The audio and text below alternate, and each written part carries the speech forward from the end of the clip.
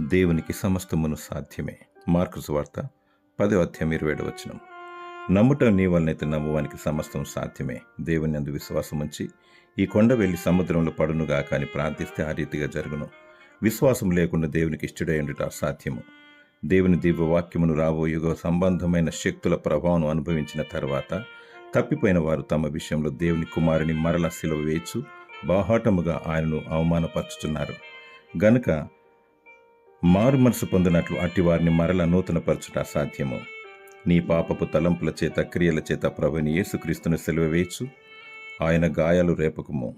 మారు మనసు పాపక్షమాపణ బాప్తిసం పొందిన తరువాత వెనుకకు మరలి చూడకము. లోకంతో స్నేహము చేయకము. సాతానుడు ఏర్పరచబడిన వారి సహితము మోసగిస్తాడు. వల వేసి ఊరులు వడ్డి ఆశ, అతి ఆశ, దురాశ, లోభత్వమును కలిగించి నిన్ను నిత్య నరకానికి ఈడ్చుకుపోతాడు. దేవునికి అసాధ్యమైనది ఏదియూ లేదు.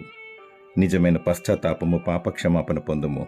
దేవుడు నిన్ను క్షమించి తన రెక్కల చాటున భద్రపరుస్తాడు.